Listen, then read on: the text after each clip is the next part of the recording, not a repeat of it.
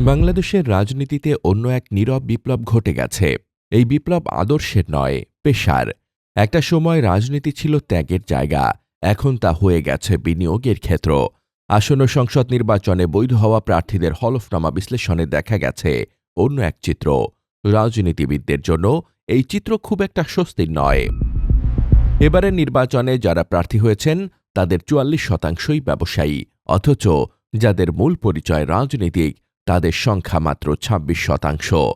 এদের মধ্যে সংখ্যায় সবচেয়ে বেশি ব্যবসায়ী বিএনপির ১৯৪ জন, এরপর রয়েছে ইসলামী আন্দোলনের ৯৬ জন, তৃতীয়তে জাতীয় পার্টি, তাদের রয়েছে ৮৯ জন, ৪ নম্বরে রয়েছে জামায়াত, তাদের ব্যবসায়ী প্রার্থীর সংখ্যা ৭৭ জন। অর্থাৎ রাজনীতি এখন আর পেশাদার রাজনীতিকদের হাতে থাকছে না। ব্যবসায়ীরা ধীরে ধীরে ক্যারিয়ার রাজনীতিকদের কোণঠাসা করে ফেলছেন। এই চিত্র রাজনীতির জন্য এক অশনি সংকেত। অনেক বিশ্লেষকই এমনটাই মনে করছেন। তৃণমূল থেকে সংগ্রামের মধ্য দিয়ে উঠে আসা ত্যাগী নেতারা এখন হতাশ। ৩০ থেকে ৪০ বছর রাজনীতি করেও অনেকে মনোনয়ন পাচ্ছেন না, কারণ তাদের অর্থবিত্ত নেই, সেটা আছে ব্যবসায়ীদের। রাজনৈতিক দলগুলোর কাছেও জনপ্রিয়তা বা গ্রহণযোগ্যতার কদর কমে গেছে। তারা দেখছেন কে কত বেশি খরচ করতে পারবে। কিন্তু সংসদে ব্যবসায়ীর সংখ্যা বাড়লে সমস্যা অনেক। প্রধান সমস্যা হল স্বার্থের দ্বন্দ্ব বা কনফ্লিক্ট অফ ইন্টারেস্ট। আইন অনুযায়ী সংসদীয় কমিটিতে এমন কাউকে রাখা যাবে না যার ব্যক্তিগত বা আর্থিক স্বার্থ থাকে। কিন্তু অতীত ঘাটলে দেখা যাবে বিদ্যুৎ খাতের ব্যবসায়ী থাকেন বিদ্যুৎ সংক্রান্ত কমিটিতে, ব্যাংক মালিকরা থাকেন অর্থ মন্ত্রণালয় সম্পর্কিত কমিটিতে। এর ফল হচ্ছে ভয়াবহ। গবেষণায় দেখা গেছে ব্যবসায়ীরা নীতি নির্ধারক হলে তারা আইন তৈরি করেন নিজের ব্যবসার স্বার্থে, জনগণের স্বার্থ তাদের মাথায় থাকে না।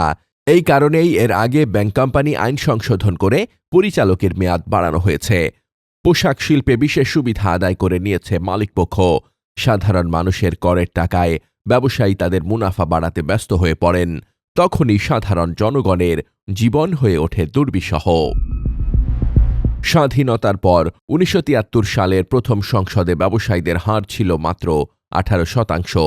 সবশেষ ফ্যাসিবাদী আওয়ামী লীগের দ্বাদশ সংসদে সেই হার ৬৬% ছাড়িয়ে গিয়েছিল। এর বিপরীতে আইনজীবী, শিক্ষক বা কৃষকদের প্রতিনিধিত্ব প্রায় হারাতে বসেছে। দেশের অর্ধেক শ্রমশক্তি কৃষিতে নিয়োজিত, কিন্তু সংসদে তাদের কথা বলার মতো কেউ থাকে না। বিশ্লেষকরা বলছেন, সংসদ সদস্য হওয়াকে এখন অনেকেই বিনিয়োগ মনে করেন। তাদের উদ্দেশ্য থাকে ক্ষমতায় গিয়ে বহুগুণ মুনাফা তোলা। রাজনীতি যেন এককভাবে ধনীদের হাতে চলে যাচ্ছে। সেটা ঘটলে সাধারণ মানুষের অধিকার রক্ষার আর কেউ থাকবে না। এখন ভাববার সময় এসেছে, রাজনীতি কি ব্যবসায়ীদের মুনাফা অর্জনের মাধ্যম হবে, নাকি জনগণের সেবা হবে তাদের লক্ষ্য? সত্যিকারের গণতন্ত্র ফেরাতে হলে সকল শ্রেণী পেশার মানুষের প্রতিনিধিত্ব নিশ্চিত করতে হবে।